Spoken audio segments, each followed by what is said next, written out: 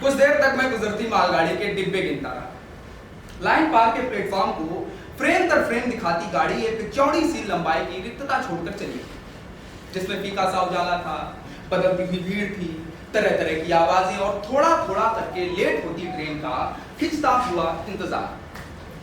ऐसे ही मझोले से स्टेशन वाले एक शहर में रहता हूँ।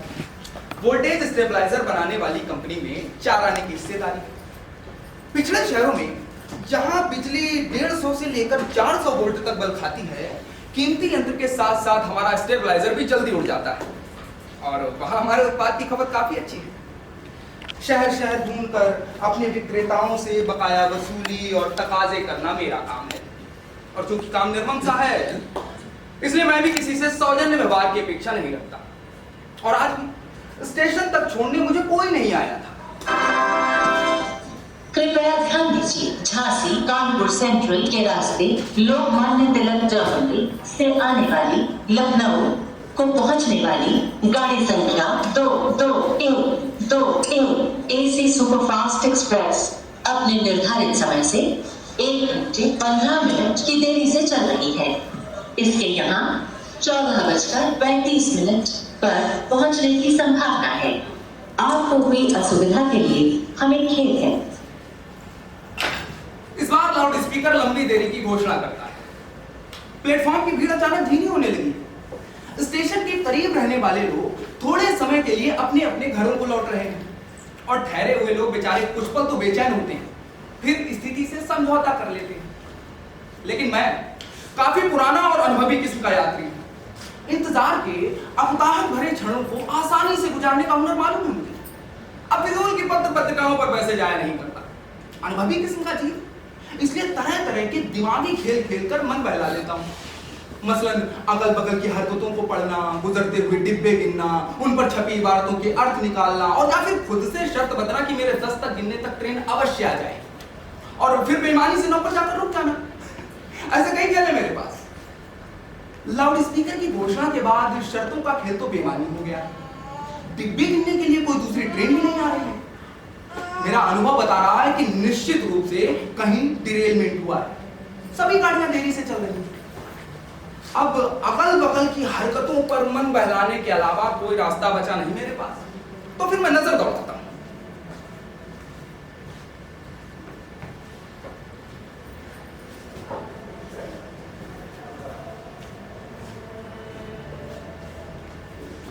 मैं प्लेटफॉर्म के लगभग बीचों बीच में था।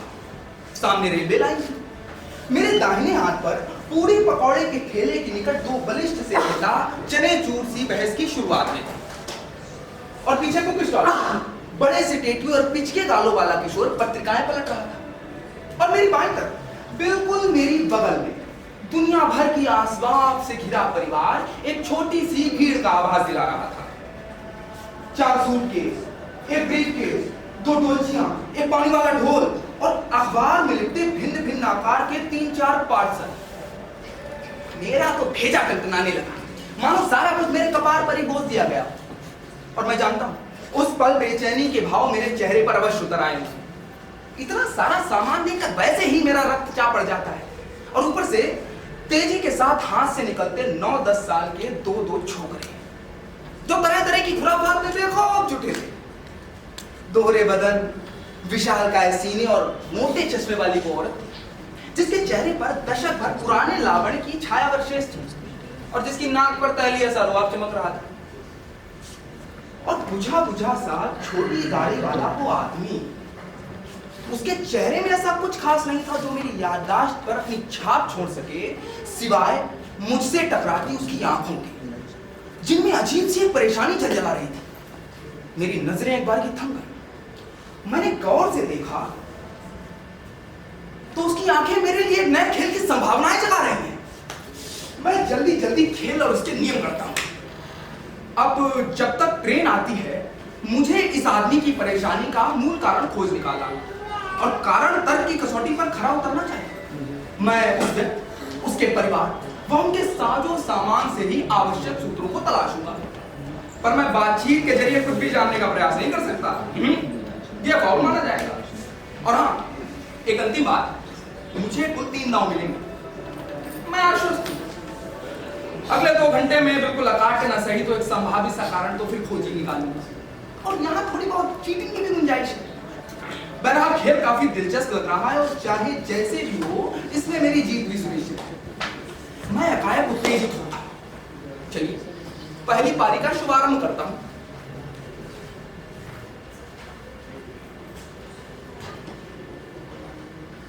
बुझा बुझा सा है और परेशान भी, पर आदमी सरकारी मालूम पड़ता है। सिर चढ़े बच्चे चापलूसों और लटक दलालों के अस्तित्व और प्रभाव का प्रत्यक्ष प्रमाण है। संभव है किसी विभाग में मध्यम दर्जे का अभियंता हो, या फिर किसी कार्यालय में अकाउंट अफसर, सीओ वीडियो भी हो सकता है। और उधर आदमी में अफसरी तेज का जो भी थोड़ा बहुत अभाव खटक रहा है, उसकी पत्नी प्रतिशोध के साथ पूरा कर रही है। मतलब पत्नी, बच्चे, यानी कि परिवार।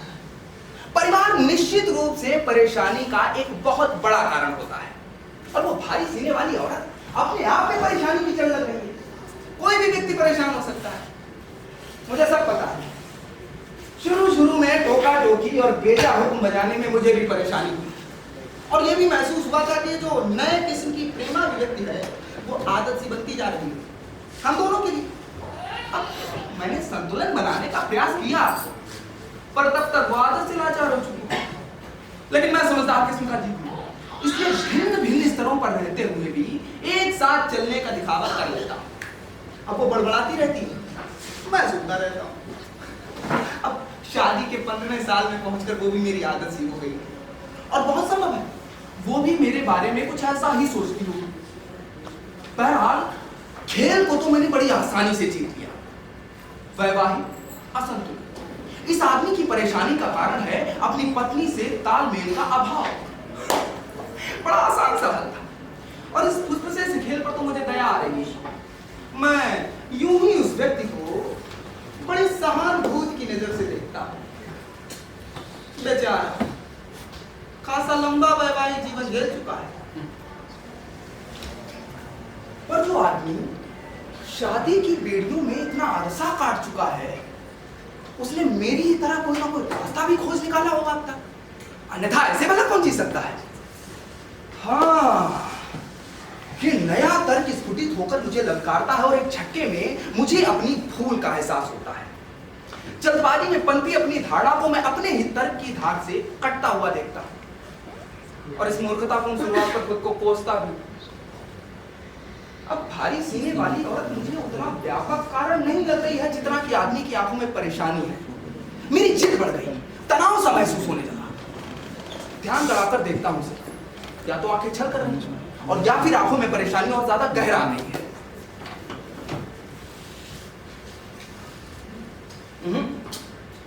मैं निश्चित नहीं कर पाता, मेरी एकाग्रता भंग हो जाती है। फिर क्या करूं?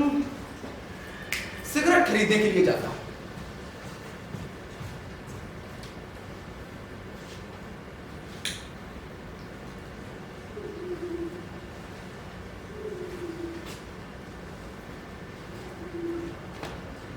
पीछे बुक स्टॉल पर पिछले गालों वाला किशोर टेबुनियर पलटने के लिए बेताब है। अनजान से बने उसके हाथ उत्तेजक पृष्ठों की तरफ बढ़ते चले जा रहे हैं। स्टॉल वाला झलक ना दे इस बात का भी भय से, पर स्टॉल वाला सब समझ रहा है। वो पिछले गालों वाले को बस एक टक नजर से देखता है, और जैसी चोरी पकड़ी गई हो, लड़का इस चक्षु भेदन से छेक जाता है, बेचारा दूसरी दिशा में ताकने लगता है।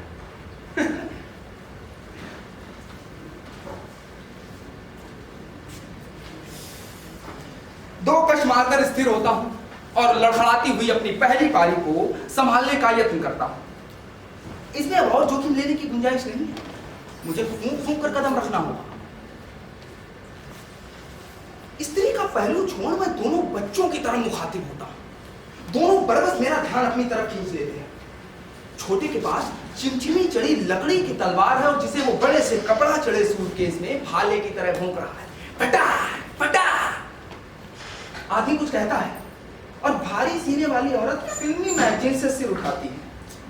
निशान, बेटा गंदी बात है, हटो वहां से, हटो, बंद करो इसे। वो यांत्रिक ध्वन में बोलती है, और इसके बाद वापस उसी फिल्मी मैगजीन में डूब जाती है। पर वो हैवानी चीज, मेरा मतलब है निशान, बस कुछ पल के लिए रुकता है। और इसके बाद फटा फटा। इस बार आदमी सीधे भुड़कता है। दूसरा बालक विचित्र तरीके से अपने थूक को पटरी के पास गिराने का प्रयत्न कर रहा है। निशांत बिना वक्त गवाए अपने बड़े भाई के साथ प्रतियोगिता में उतर गया। और फिर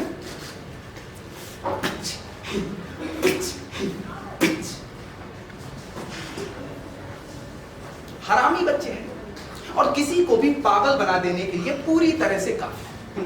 अपने हाथों में नजर बचाकर कान मेट देता। और कभी कभी तो अब बेशक माँ देख लेती है तो हाय तौबा मचाने लगती है। पत्नी तो फिर उससे भी ऊंचा स्वर निकालती है। अरे ऐसे ही बच्चे बड़े होकर क्रिमिनल बनते हैं, जेल जाते हैं। मैं साहस करके बात कहता हूं। फिर भाई असेंबली या पार्लियामेंट में जाने का रास्ता भी तो खुल जाता है। पत्नी भाभी सांसदों को गले लगाकर लाड जताती है। मैं निराशाई हो जाता हूं। आजकल के बच्चों का दिमाग चढ़ता जा रहा है। और सच पूछिए तो अपनी ही पीढ़ी लतखोरों की है। पहले माँ बाप ने लतियाया, अब साला बच्चे लतियाएंगे। कहीं आगे की परेशानी का कारण ये तो बंदर ही तो नहीं है। मेरा मतलब है निशांत और उसका बड़ा भाई। मैं इस नए सूत्र को दूर तक तोड़ता हूं। पर आदमी तो सूटकेस की संरक्षा तक ही असहज हो रहा है। अब वो बच्चों की तरफ ताक भी नहीं रहा है। उसकी परेशान दृष्टि तो मेरे कंधे से होते हुए ऊपर शून्य तक जा रही है। और उसकी बृहत्तर पारिवारिक समस्याओं का अंदाजा लगाने का कोई भी रास्ता नहीं है मेरे पास। और मैं जानता हूं पहली पारी में तो मैं क्लीन हूं।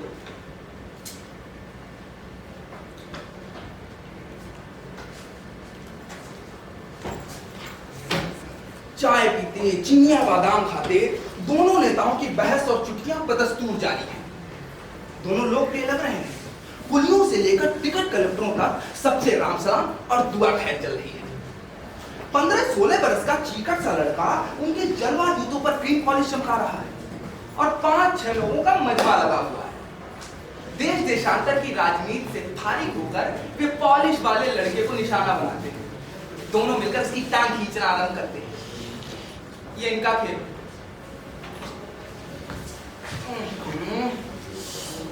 अबे कौन पर्चा में है रे? एक नेता अपनी जान को मसल मसल कर खुजलाते हुए पूछता है। और मुझे पता है ये साली पुरानी दाद है। परेशान आंखों वाला कुछ चौकन्ना दिखने लगा है। राजनीति, सत्ता लोलुपन्वादी राजनीति और उसकी भ्रामक प्राथमिकताएं। सोचने विचारने वाले व्यक्ति के लिए इससे बड़ा परेशानी का कारण और कौन सा हो सकता है? शाबाश, लगता है मैंने नब्ज पकड़ ली। मैं इत्मीनान से अपनी दूसरी बारी फेरता हूं। अब पार्टी उर्टी में लेके क्या करेंगे सर? अब सब तो गरीबों को लूटता है। अरे साला, अबे डायलॉग मारता है। अरे गरीब के पास रहता का है जो कमल लूट लेगा है? एक नेता पॉलिश वाले लड़के को पटकी देता है और छोटा सा समूह भद्दे तरीके से हंसता है। मैं आदमी को इस नए आलोक में पढ़ता हूं। हो सकता है राजनीति के गड़बड़ छाले में अपने पसंदीदा मूल्यों और सिद्धांतों का समझौता होते देख परेशान। पर मेरी इस धारणा का आधार क्या है? हाँ, देखने में तो सोचने विचारने वाला संवेदनशील व्यक्ति लग रहा है। पर हो सकता है मात्र मेरा भ्रम, मेरे विचारों में खलल पड़ता है। दोनों बच्चे दोहरे बदन वाली औरत से कुछ कह रहे हैं। औरत आदमी को निर्देश देती है, आदमी बदले में कुछ समझाता है। कॉन्फ्रेंस ही चलती है और जीत होती है भारी सीने वाली औरत की। और आदमी बेचारा दोनों बच्चों का हाथ पकड़कर जिधर पेशाब घर लिखा है उधर। अब जब तक वो वापस ना आ जाए मेरा खेल भी रुक गया।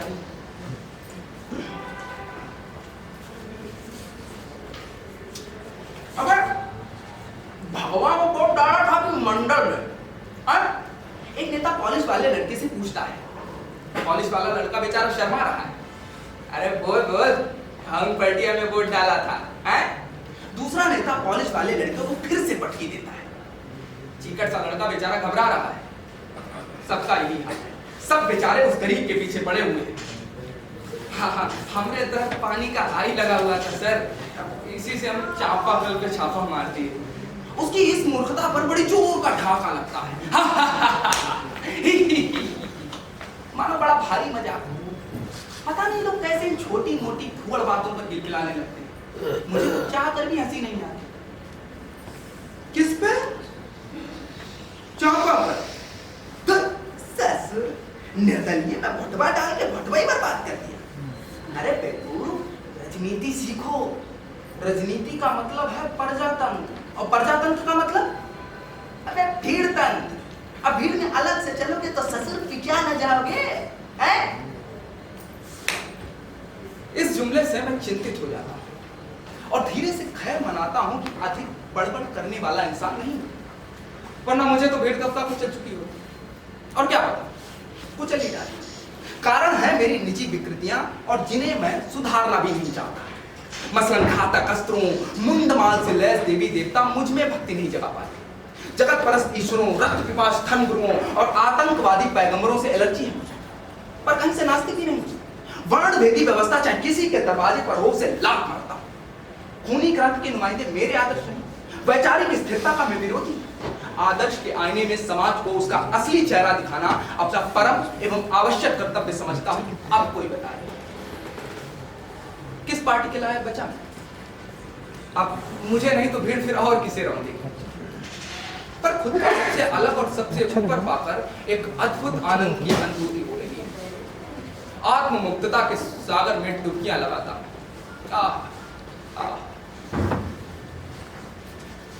आदमी और दोनों बच्चे मुंह बनाते हुए चले आ रहे हैं। अब इसमें कोई संदेह नहीं कि प्लेटफॉर्म पर टॉयलेट बज रहा होगा।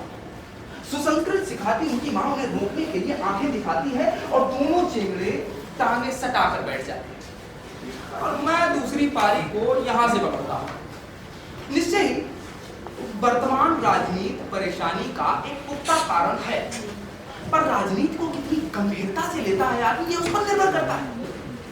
मैं आदमी के भीतर झांकने का प्रयास करता हूं। किस विचारधारा से जुड़ाव रहा है उसका अगर ये पता चल जाए तो हल आनंद पानंद में खोजा जा सकता है। मन तो करता है कि बातचीत की जरिए उससे उगलवा लूं, पर यह तो सीधी सादी बेईमानी हो, और इतनी घोड़ी बेईमानी करने में मेरा बौद्धिक अहंकार भी आड़े आ जाता है। सच पूछे तो मन महसूस कर रह जाता। तो फिर एक काम करता हूं, इसके परिवार का सघन परीक्षण करता हूं। ये ठीक है।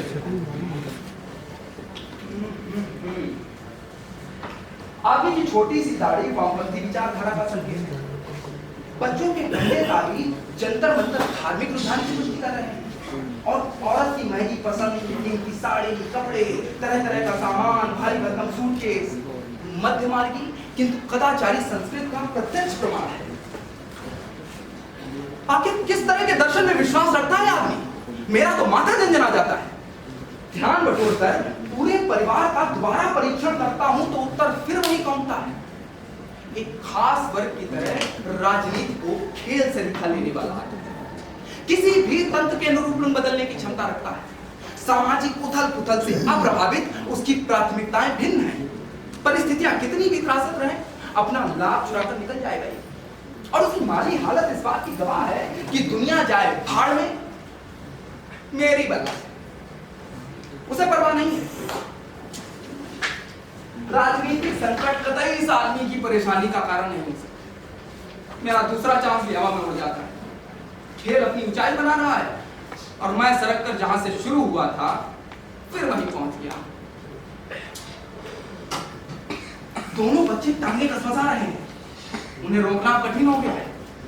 भारी सीने वाली औरत उन्हें प्लेटफॉर्म का एक विशाल सा कोना दिखाती है और दोनों चेंगड़े लपकते हुए चले जाते हैं और फिर निक्कर खोलकर पेशाब की लंबी धार मारते हैं, फिर धार को धार से लड़ाने लगते हैं। ये इनका खेल है। भारी सीने वाली औरत देखती है तो पल भर स्तब्ध रह जाती है, फिर जोर से बिगड़ती है। आदमी बेचारा नर्वस सा उसकी तरफ ताक रहा है। बच्चे भी निश्चय ही डर गए, उनका मुंह तो एक बार ही थम गया है। अब मुझे भी जरूरत सी महसूस होने लगी है। मैं बच्चों से काफी आगे जाता। मेरे वापस लौटने तक रंग बिरंगे झोले लादे एक विदेशी जोड़ा न जाने किधर से आकर खड़ा हो गया है। आज वाला नेता अब अपने भाषण में टूटी फूटी अंग्रेजी का इस्तेमाल कर रहा है। उसकी आवाज भी ऊंची हो गई है और बुक स्टॉल पर खड़ा मुझके गालों वाला किशोर बुक स्टॉल से हटकर रेलवे लाइन की तरफ झांक रहा है, जहां 3-4 औरतें बिखरे कोयले की बोरियां बांध रही हैं। 2-3 तो घूसट सी हैं, लेकिन एक पानीदार है, तांबे सा रंग और हरा भरा बदन। भारी सीने वाली औरत फिल्मी मैगजीन में डूबे हुए अपनी नाक से कुछ निकालकर दोनों उंगलियों से घुमाते हुए उसकी बत्ती बना रही है। चीकट सा लड़का अपनी पॉलिश से निपटकर दोनों नेताओं के चंगुल से छूट गया है। वो दुकान पर जाकर एक पूरी की पूरी माचिस की डिब्बी खरीदता है और नाखून के एक झटके से सेंट्रल एक्साइज की चक्रधारी चिप्पी को फाड़ फेंकता है। मुझे विश्वास है कि यदि उसे यह पता चल जाए कि साधारण सी दिखती चिप्पी की मार्फत उसकी गाढ़ी कमाई का एक अंश राष्ट्रीयकृत बैंकों द्वारा सट्टा बाजार में डुबोए हुए 30,000 करोड़ रुपए के नुकसान को ठकने में जाएगा, एक अंश किसी डूबे हुए सरकारी होटल का नया नाच घर सजाने में और एक अंश किसी घाटा दिखलाती सरकारी हवाई सेवा में मुफ्त की शराब परोसने के काम आएगा, तो निश्चय ही वो उस चिप्पी को अधिक गंभीरता से लेगा। जेब कतरों, उचक्कों और नशा खिलाकर लूटने वालों से सावधान। लाउड स्पीकर की हिदायत असर दिखाती है। आदमी अपना ब्रीफकेस अपने नजदीक खींच लेता है। उसके हाथ यंत्रवत अपने हिप पॉकेट में छुपे पर्स को सुरक्षित तलाशने की तरफ बढ़ जाते हैं और अचानक मुझे महसूस होता है कि इसकी परेशानी बहुत भारी भरकम ना होकर सीधी साधी यात्रा संबंधित भी हो सकती है। मैं तब से राय को पहाड़ समझ रहा था। हो सकता है महज ट्रेन की देरी से परेशान, पर यह तो किसी भी हिंदुस्तानी के लिए नखरे दिखाने वाली बात होगी। हो सकता है किसी अशुभ समाचार को पाकर औचक यात्रा करनी पड़ रही हो, पर औरत और बच्चों के क्रियाकलाप किसी अशुभ समाचार की छाया तक नहीं दिखा रहे। बल्कि संभावना तो यह है कि ये लोग दशहरे की छुट्टियां मनाने अपने घर जा रहे हैं। कल से स्कूल बंद हुए हैं, सरकारी कार्यालयों में भी छुट्टियां आरंभ हो गई। तो फिर इसके पास यात्रा का रिजर्वेशन नहीं होगा। हाँ, ये कारण जच रहा है, लेकिन जिस निश्चय के साथ वो बैठा है उससे मेरे तर्क की धार मोटी होती नजर आती है। और दूसरे, अगर उसके पास यात्रा का रिजर्वेशन ना होता तो अब तक स्त्री उसे कितनी बार लपेटती, इस बात का अंदाजा मैं बखूबी लगा सकता। इतने आराम से थोड़ी बैठ पाता। तो फिर रेलवे कर्मचारियों की अभद्रता की सोच सोचकर परेशान हूं।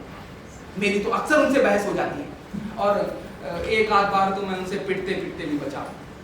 पर अपमानित होना, अपमानित करना हमारे यहाँ रोजमर्रा की बात है। हमारी संस्कृत में मानवोचित प्रतिष्ठा देने का कोई प्रावधान ही नहीं, जहां कोई किसी को झट से करेठी दे सकता है, डंडे से हूर सकता है, जबरन गुमूत खिला सकता है, निर्वस्त्र कर सकता है, जिंदा जला सकता है। वह मात्र अभद्रता या फिर गलत व्यवहार किसी भी परेशानी का पुख्ता कारण नहीं हो सकता।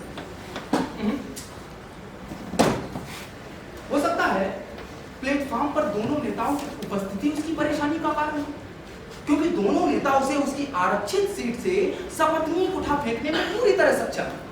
और विश्वास करिए, यात्रा के दौरान इससे बड़े परेशानी के कारण की कल्पना तक नहीं की जा सकती।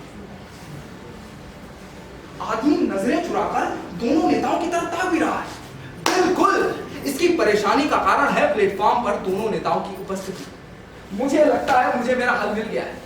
मैं जल्दी से सिगरेट जलाता हूं और सटासट सुट्टा मारता हूं। जीत का गर्वयुक्त एहसास मेरे कपार पर चढ़ रहा है।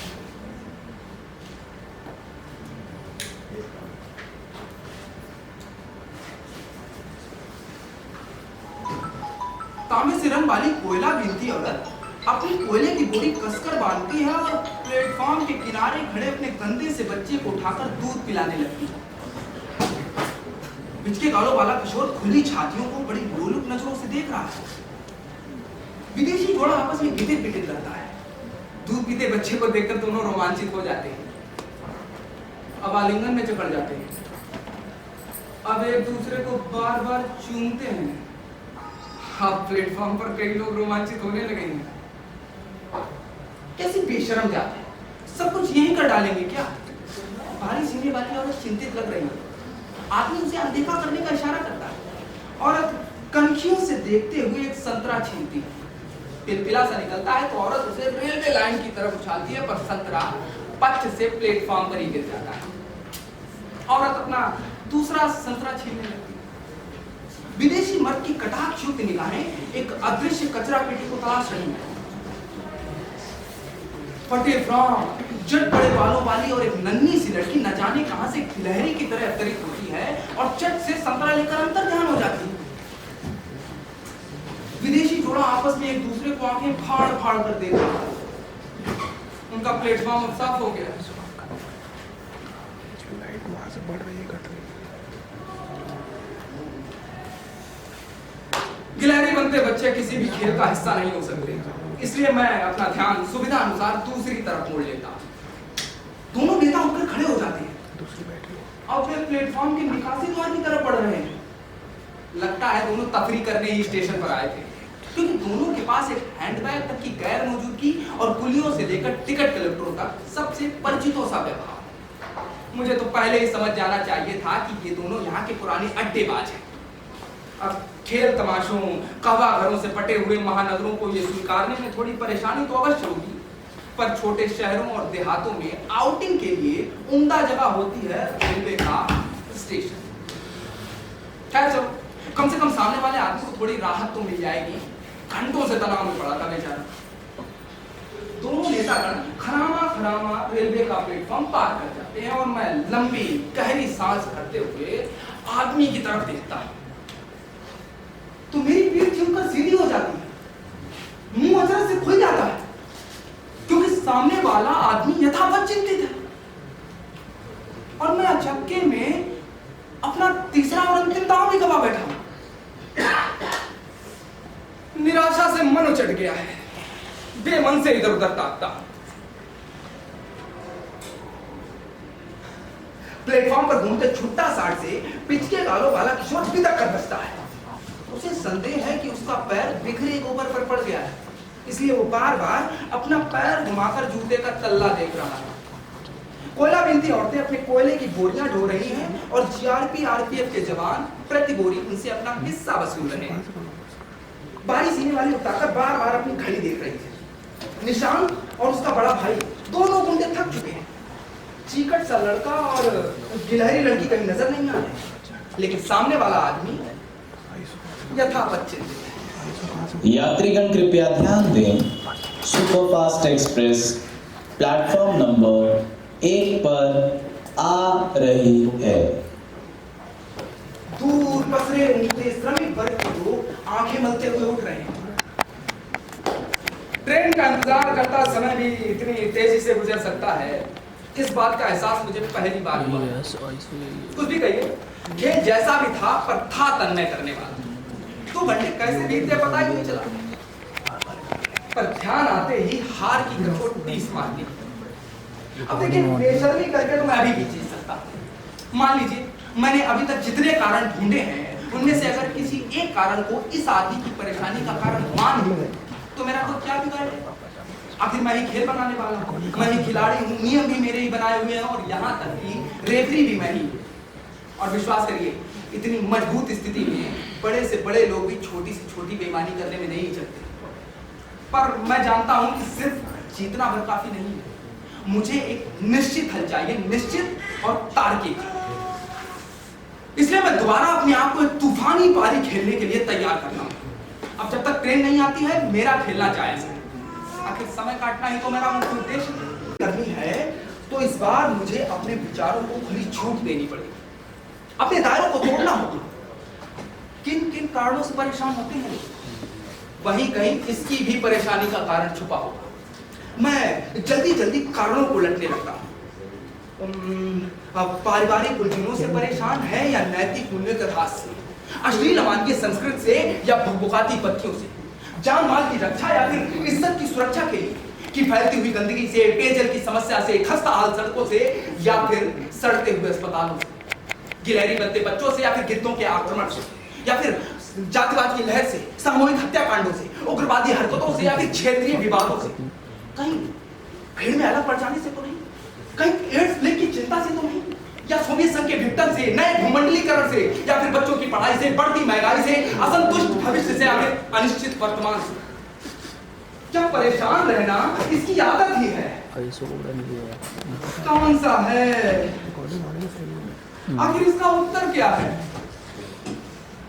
और अचानक मुझे महसूस होता है कि उत्तर पा लेने की जिद, जरूरत और जल्दबाजी में मैं तर्क संगत पटरियों से उतर गया और अपने विचारों की रेलगाड़ी को अंधेरी गुफा में अकेले दौड़ा रहा हूं। मैंने इतना बड़ा फलक खोल डाला है कि उसमें खोकर मैं खुद ही खेल बन गया।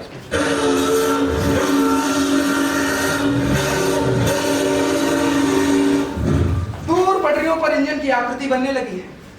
मेरी ट्रेन पहुंचने वाली है और मेरे पास इस पहेली का अब तक कोई उत्तर नहीं है।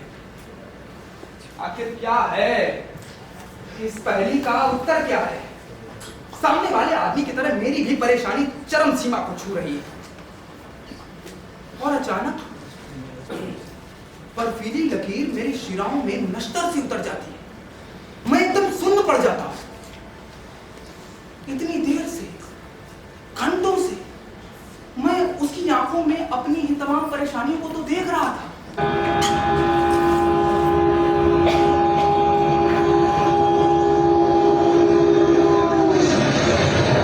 ट्रेन की धड़धड़ाहट कानों में गूंजने लगी। मेरा तनाव कम पड़ता जा रहा है और आदमी मेरी ही तरफ आ रहा है। मैं पुनः विचलित होता हूं और धीरे धीरे उसकी आंखों से परेशानी के बादल छटते जा रहे हैं और मैं थका सा एक विचित्र संयोग का साक्षी बन रहा हूं। परिकथाओं से भी अधिक अनोखा विचित्र संयोग कि तब दोनों ही जन एक दूसरे की आंखों में अपना अपना अक्स तलाशते हुए परेशान। धड़धड़ाती हुई ट्रेन आहिस्ता आहिस्ता रुक जाती है। भीड़ का सैलाब उमड़ता है और हम सब तितर बितर हो जाते हैं।